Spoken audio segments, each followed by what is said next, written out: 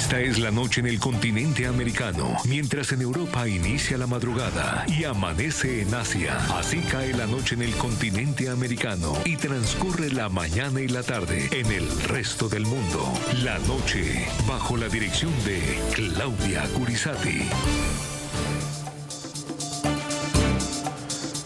Buenas noches. La noche bajo la dirección de Claudia Gurizati enciende las luces para que usted siempre vea el punto clave de la noticia. Soy Jefferson Beltrán Negra y para mí es un gusto estar con ustedes en el programa de la noche de hoy. La noticia tiene que ver con esa fuerte controversia, con las dudas y también con la división que genera entre quienes luchan contra la dictadura venezolana, la postura de un grupo reducido de opositores liderados por el excandidato presidencial Enrique Capriles, que decidieron participar en los comicios regionales y parlamentarios convocados por el chavismo para el próximo 25 de mayo, exactamente en un mes. Enrique Capriles asegura que continúa siendo disidente del régimen de Nicolás Maduro. Argumenta que no participar en las elecciones equivale a ceder en este momento espacios al chavismo.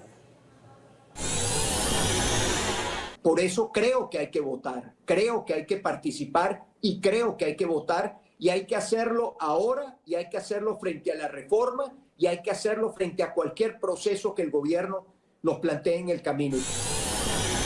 Ahora, yo no voy a la Asamblea Nacional porque, bueno, tengo la aspiración de tener un curul. No, voy allí a defender al pueblo venezolano, a defender mi causa, los más vulnerables, los más pobres. Por eso te decía, me opongo al gobierno, pero me opongo a cualquier medida que afecte al venezolano. Ese pronunciamiento fue el que generó una profunda controversia al interior de la oposición política en Venezuela. Hay quienes dicen que la participación de Enrique Capriles puede llegar a generar división al interior de todo ese sector que lleva ya varios años, por no decir décadas, luchando en contra de una cruel dictadura. El punto clave de la noticia es que también ha llamado muchísimo la atención ese giro inesperado que en las últimas horas se presentó en el panorama político venezolano. El régimen de Nicolás Maduro levantó sorpresivamente y coincidencialmente la inhabilitación política que le impedía a Enrique Capriles participar de esas elecciones. La medida que lo mantenía fuera de la vida pública desde 2017 por supuestas irregularidades administrativas fue revocada. Capriles confirmó la noticia, pero desvinculó esta decisión de su intención de participar como candidato a diputado en las elecciones parlamentarias del próximo 25 de mayo. Seamos coherentes, consistentes y persistentes. Nosotros no tenemos una mejor opción, los demócratas, que seguir haciendo uso de ese derecho tan vapuleado, golpeado como es el voto. Yo no voy a votar para legitimar a alguien. En la vida del político no siempre es ir como va la corriente. A veces hay que pararse y decir la verdad, aunque la verdad a veces vaya contra la corriente. No es popular ir a votar, no es popular hoy la participación, porque nadie en este país se le ha olvidado, porque a nadie se le ha olvidado lo que ocurrió el 28 de julio del año 2024.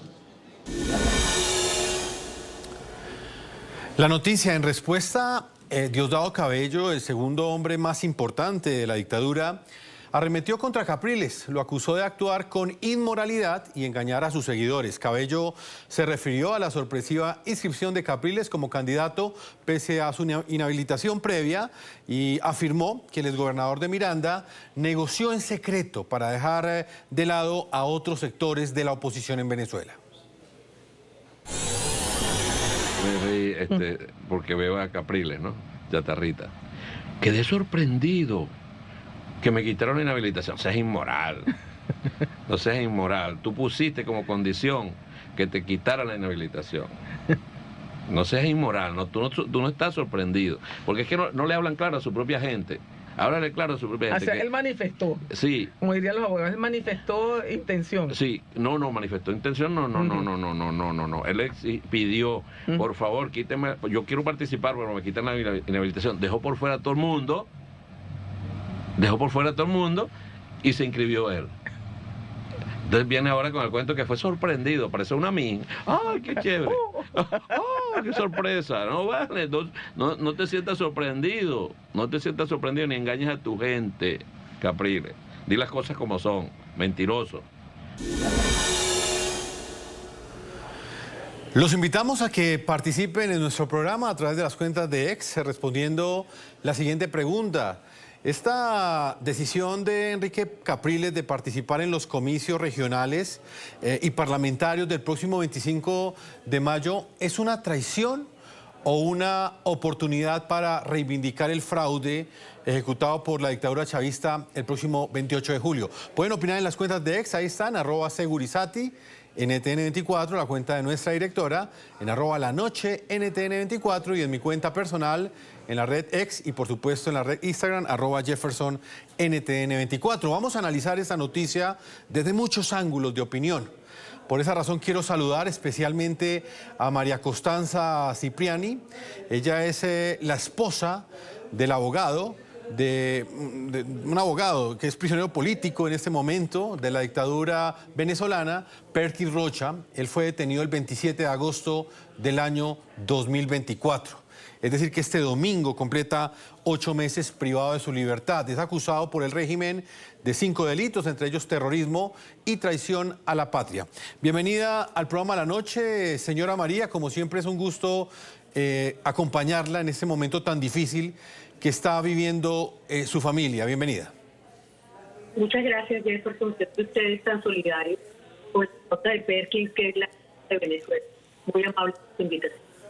Bueno, antes de entrar en este análisis que hemos querido también plantear desde la óptica de los familiares, de los prisioneros políticos, de los presos políticos que hay en Venezuela en este momento, señora María, yo quiero preguntarle cómo está Perkins, qué noticias ha tenido la familia sobre este líder político también reconocido en Venezuela, este abogado, que hoy está privado de la libertad precisamente por ese deber ciudadano, ese deber democrático que él siempre defendió estando en libertad, recuperar la democracia de su país.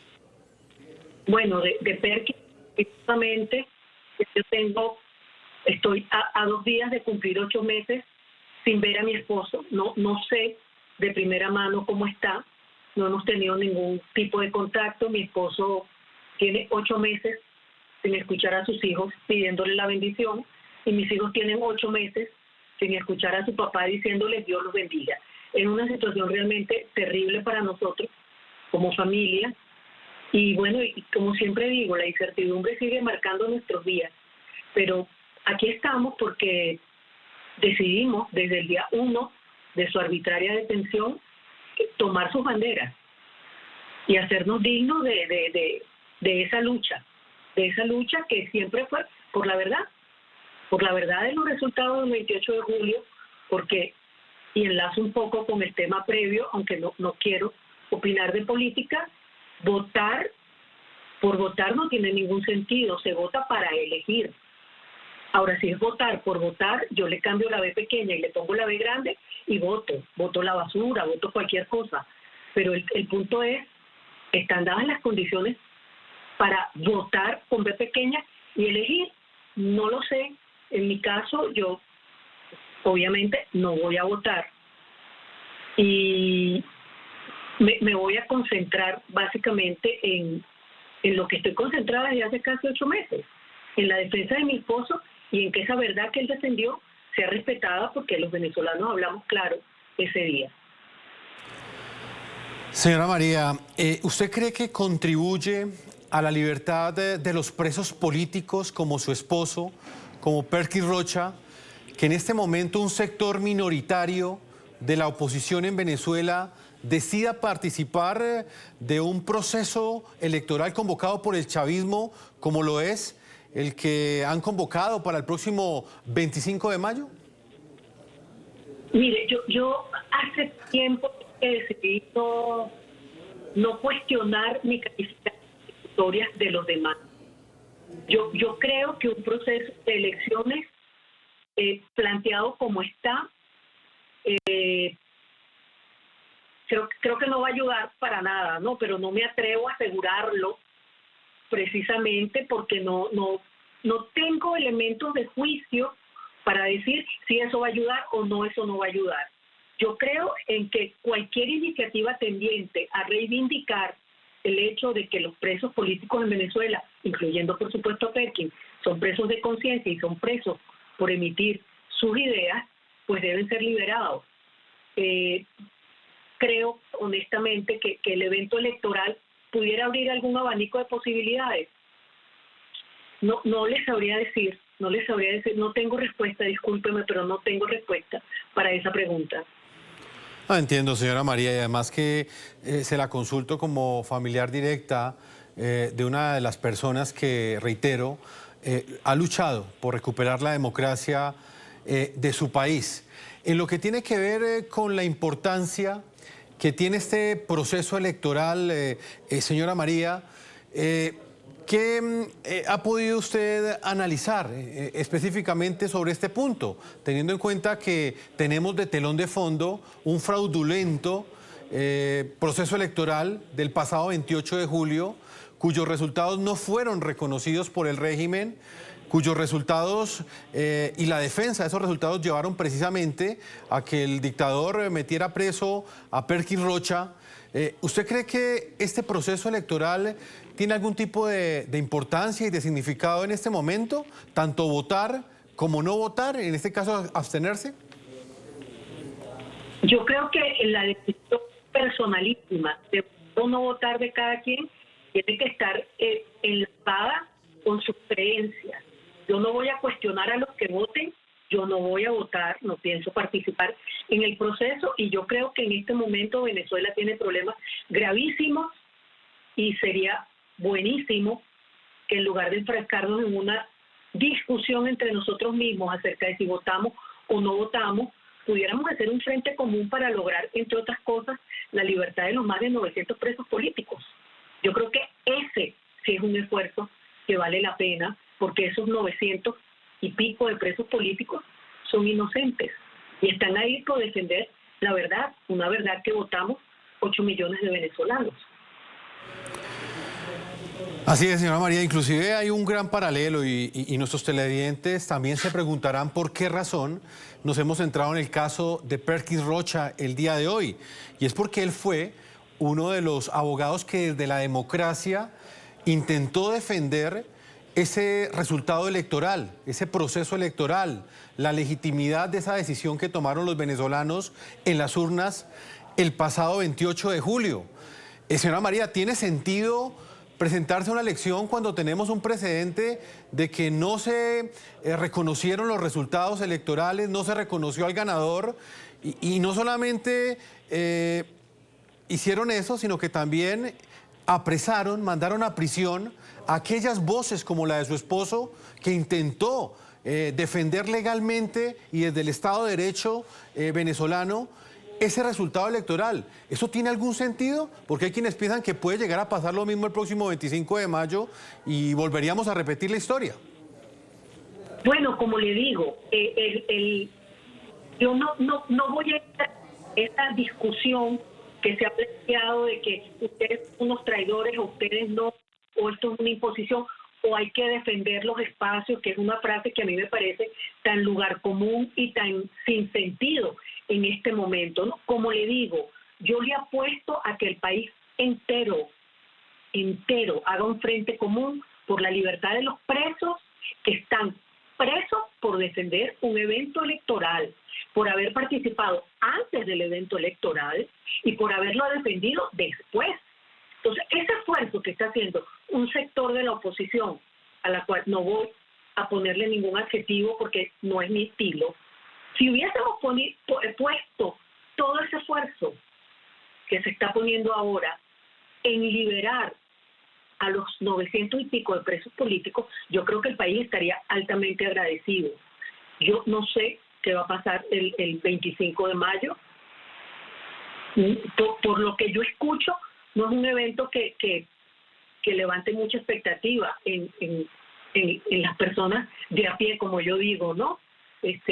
Uno siempre escucha, no, ¿y por quién vas a votar? Bueno, yo no escuchaba a la primera persona que me diga eso, pero igual no voy a entrar en esa discusión. Mi punto es, tenemos un resultado evidente el 28 de julio, tenemos las pruebas de ese resultado, y bueno, yo en mi criterio muy personal, pues yo diría, hasta que no tengamos resuelto esto, no podemos embarcarnos en otro. Pero esa es mi opinión, una opinión que yo espero que no moleste a nadie ni irrite a nadie, pero estoy ejerciendo el derecho que tengo de decir lo que yo pienso y sobre todo de mantener vivo lo que dijo mi esposo en la televisión el 28 de julio. O sea, por esta verdad estamos dispuestos a dar la vida, y por esa verdad mi esposo tiene 8 meses sin vernos y nosotros sin verlo a él. Entonces yo creo que esas son cosas que hay que valorar a la hora de tomar este tipo de decisiones. Pero bueno, cada cabeza. Un sacrificio que hizo su esposo y que le costó la libertad. Señora María, para... No solo colectivo, son 900. Así es. Es Diario, es Freddy Superlano, es Mérico Gracia, es Luis Palop, es Pedro Guanipa, es Jesús, es Luis Tarbay, donde ignora, es Henry. Es gente que tiene familia, que tiene hijos, que tiene madre, que tiene esposos, que tiene amigos que los extrañan. Gente toda que está allí por defender un proceso electoral donde elegimos, que es la palabra que yo creo que es clave, votar por votar o votar para elegir. Ellos están ahí porque ellos facilitaron el hecho de que millones de venezolanos eligiéramos y están allí. Yo creo que el esfuerzo debería ir destinado a lograr la libertad de ellos. Pues señora María Costanza Cipriani, le reitero todo nuestro apoyo, esta solidaridad de este equipo periodístico. Entiendo que usted prefiera no referirse profundamente a temas políticos, específicamente con esta decisión que tomó Enrique Capriles y un sector minoritario de la oposición, pero me parece muy interesante escuchar la voz de un familiar, de una víctima directa del régimen. Le reitero, una persona que sacrificó su libertad junto a otras que usted ha nombrado en este instante para que se respetara esa voluntad popular, para que hubiese ese proceso electoral. Lo hicieron desde la paz, no lo hicieron desde la violencia, y los resultados en este momento, como bien lo indica usted, y lo dice el Foro Penal Venezolano, han sido de 900 personas, más de 900 personas que están privadas de su libertad como presos políticos hoy en Venezuela, y que quizás se preguntan si está bien o está mal que un sector de la oposición vaya a elecciones, a un proceso electoral convocado por el chavismo. Doña María Costanza, gracias por habernos acompañado, y ya sabe, las cámaras de NTN 24 de este programa están siempre a su disposición para que usted le hable al continente americano y específicamente le mande esos mensajes a su esposo, que en este momento está secuestrado por la dictadura. Ya completa 8 meses este domingo en poder del dictador Nicolás Maduro. Muchas gracias, señora María. A usted, señor Jefferson. Voy a saludar a esta hora a Alejandro Hernández. Él es periodista, reconocido también analista político, director del diario digital La Gran Aldea. Alejandro, como siempre, un gusto tenerlo acá en el programa de la noche. Y antes de entrar a un análisis profundo de esta decisión que ha tomado un sector minoritario de la oposición en Venezuela, yo quiero conocer su opinión frente a lo que le planteaba a la señora María. ¿Usted cree que en este momento tiene alguna presentación que un sector de la oposición de Venezuela vaya a elecciones, teniendo en cuenta que hay más de 900 venezolanos que están en las cárceles del régimen precisamente como consecuencia de un fraude electoral que cometió Nicolás Maduro, esa persecución que ejecutó este dictador en contra de estas personas que intentaron a través de la paz recuperar la democracia y que fueron perseguidos por ello?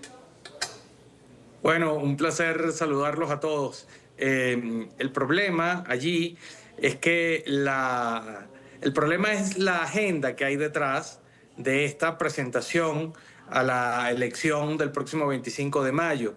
Es evidente que el tema de los presos políticos debió tocarse en la negociación que este sector no quiere aceptar hasta el día de hoy que tuvo con el gobierno.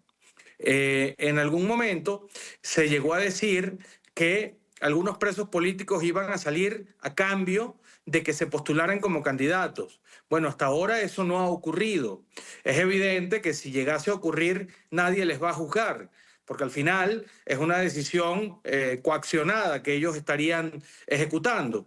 Pero el asunto aquí es que no hay ningún tipo de claridad en la negociación que es evidente que tuvieron con el régimen de Maduro para que les permitiera una tarjeta electoral y para que les permitiera presentarse a la elección, porque es importante recordar que algunos de los más significativos dirigentes que allí van a competir tenían inhabilitaciones largas que todavía no estaban, inhabilitaciones injustas, ¿no?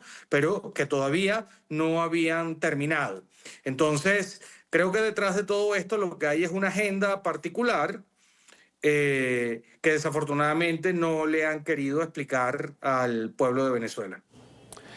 Alejandro, usted asegura que hay una agenda particular detrás de esa decisión que ha tomado Enrique Capriles, y reitero esa palabra, un sector minoritario de la oposición a la dictadura en Venezuela. ¿Usted cree que esto es una traición de Enrique Capriles? Hay quienes aseguran que este líder político venezolano, este ex candidato presidencial, está traicionando a la oposición. Él asegura lo contrario, él dice que la abstención no es la salida. ¿Qué piensa usted? Bueno, yo creo que él y ese grupo se está separando de la oposición mayoritaria del país, se está separando del liderazgo que representan María Corina Machado y Edmundo González, y están ejecutando una agenda propia, están ejecutando una estrategia que va probablemente en detrimento de la visión que tienen María Corina Machado y Edmundo González de cómo liderar esta etapa o de cómo conducir esta etapa, y evidentemente busca también reemplazar a estas dos figuras como cabeza de la oposición.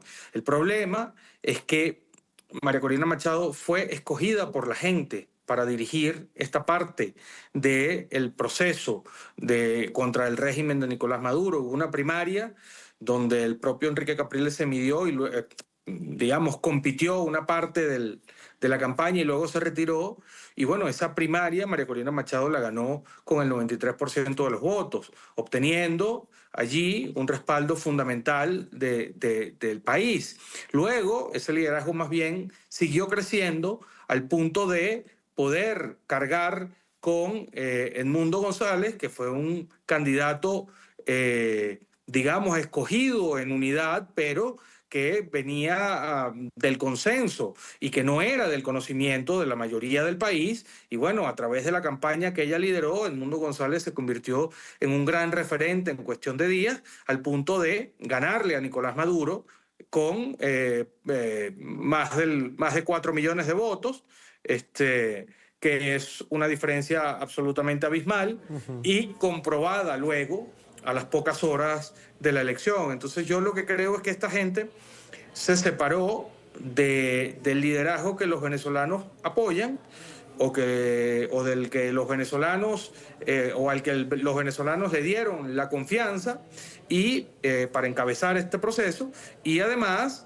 también están de alguna manera pues indirectamente dándole la espalda a la gente, porque estás contrariando una decisión tomada por la inmensa mayoría de los venezolanos, que es, en primer lugar, que sea Edmundo González, María Corina Machado y la Plataforma Unitaria quienes tomen las decisiones más importantes, y por el otro lado estás contrariando una convicción que tiene la sociedad venezolana en este momento de no participar en nuevas elecciones, evidentemente hasta que no se resuelva el fraude hecho el pasado 28 de julio. Entonces, le estás llevando la contraria a la gente y le estás llevando la contraria al liderazgo que la gente escogió.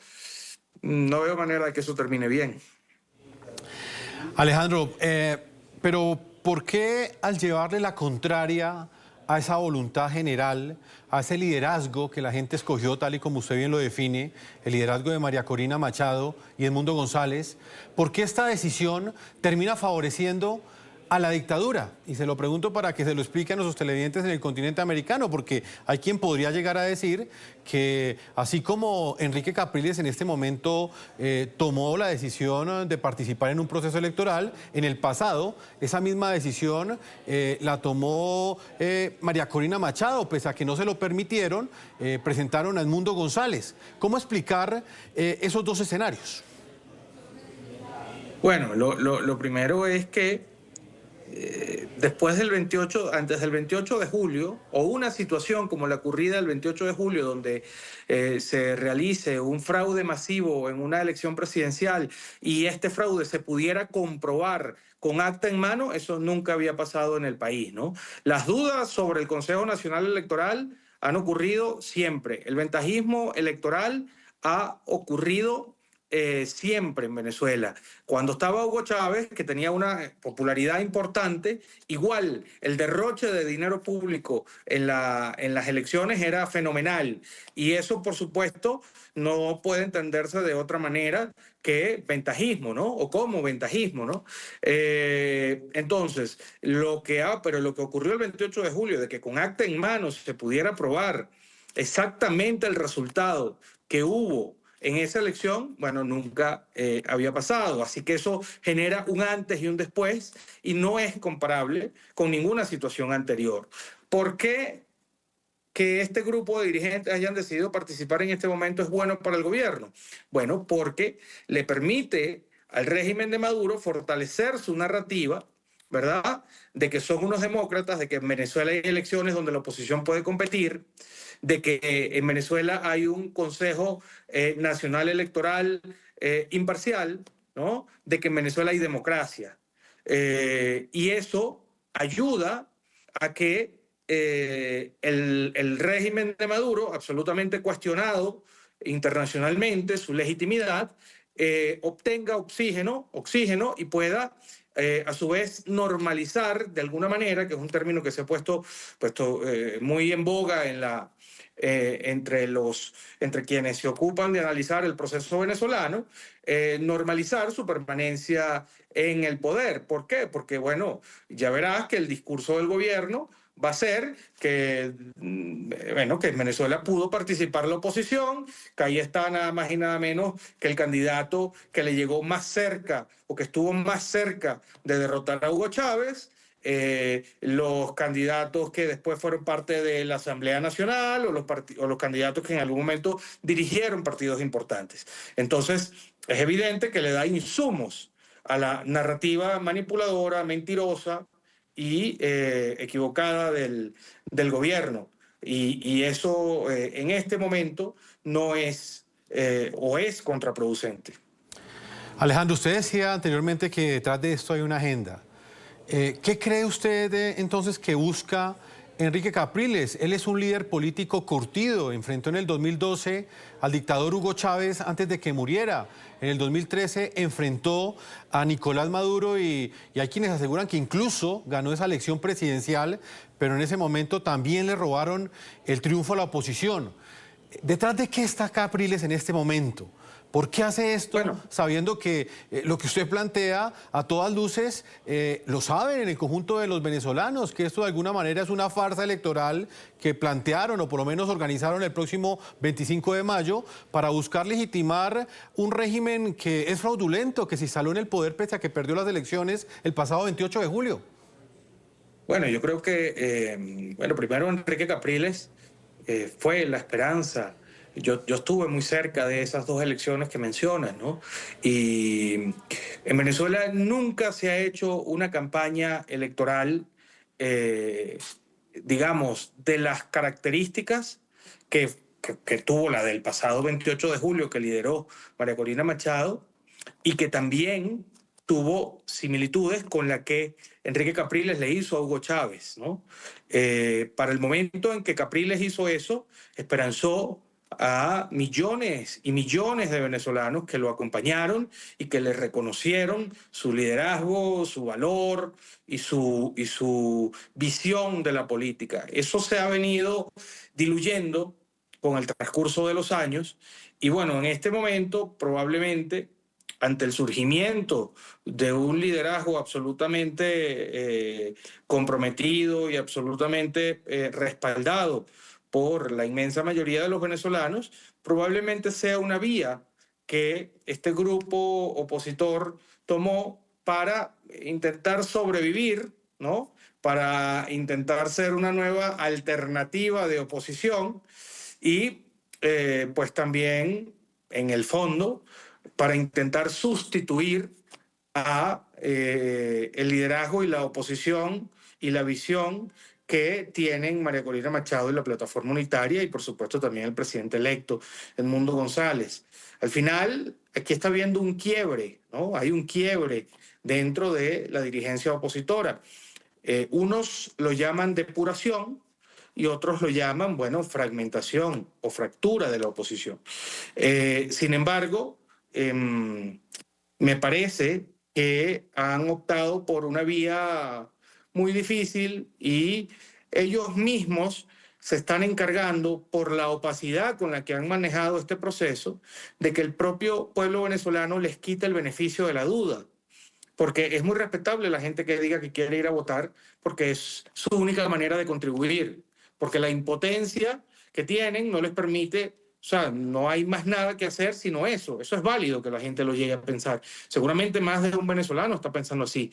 El problema es que cuando esta dirigencia que está llamando a votar no explica, es opaca y sale con cosas tan insólitas como la de ayer, de precisamente Enrique Capriles, que dice que él es un sorprendido de su habilitación.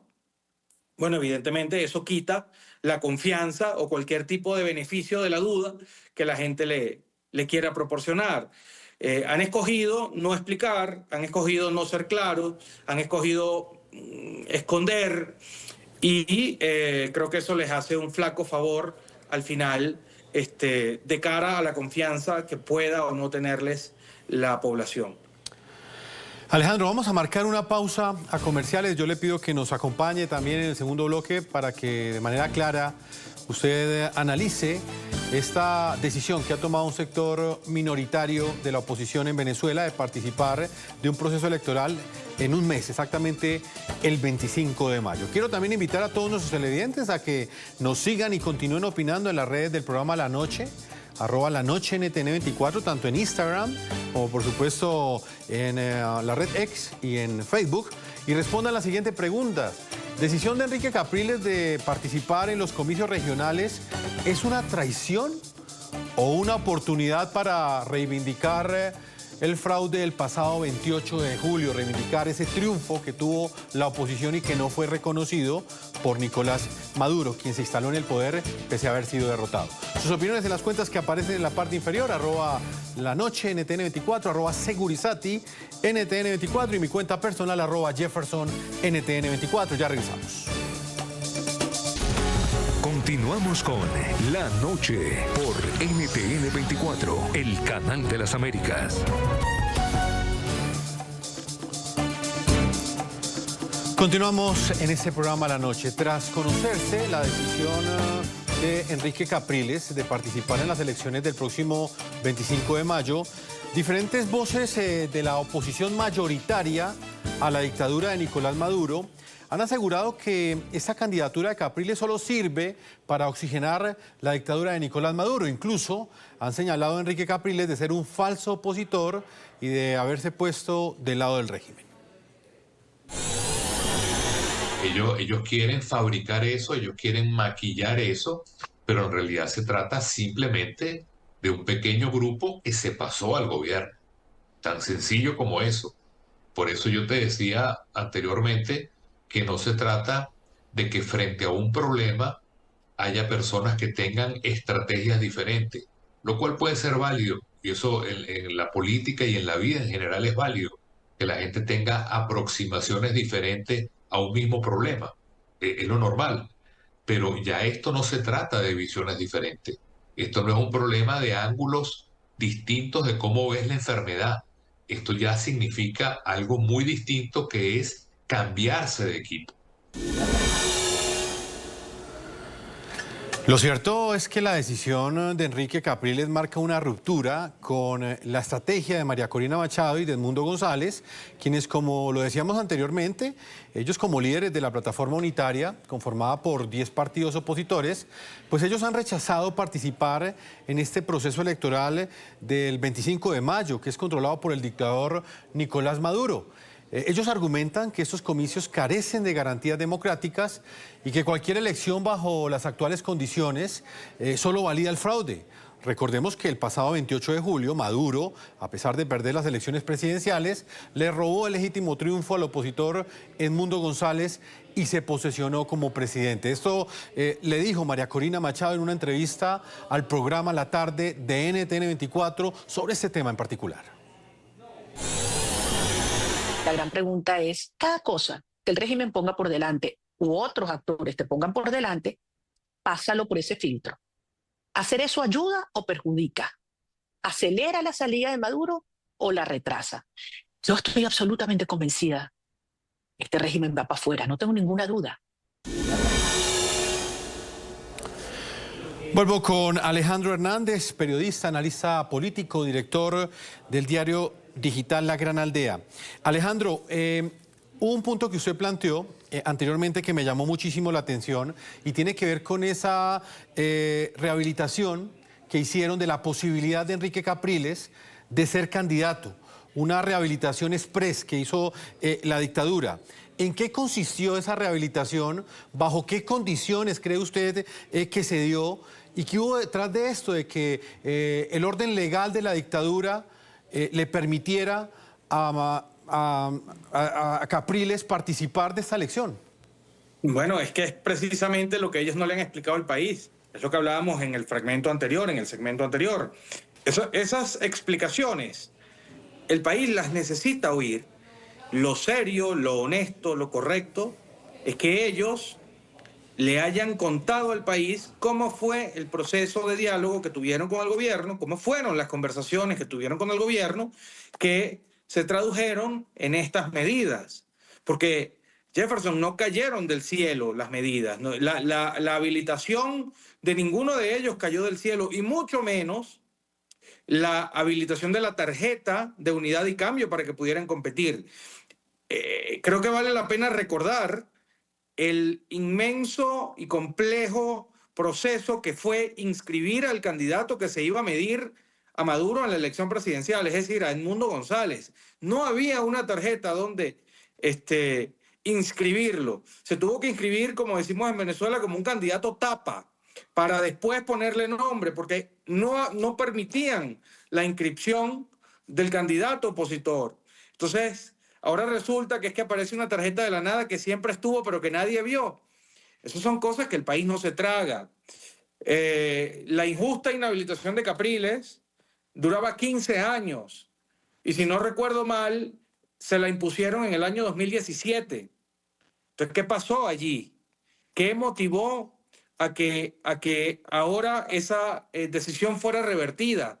¿Por qué permitir que salga Diosdado Cabello, nada más y nada menos, a burlarse y a contradecir y a exponer a quienes tuvieron las conversaciones, nada más por no ser claros? O sea, ¿por qué le dejas la narrativa a Diosdado Cabello? ¿Por qué permites que sea el gobierno quien, como siempre, cuente la historia por ti? Es un error, pero es un error que está basado un poco en la miopía, por un lado, pero también en la imposibilidad de explicar los verdaderos intereses que hay detrás de esto. Eso es lo que yo creo. Y por eso gente como María Corina y Julio Borges te decían en las declaraciones lo que tú acabas de... o sea, los videos que acabas de poner, pues por eso daban ellos las declaraciones que acabas tú de ponernos.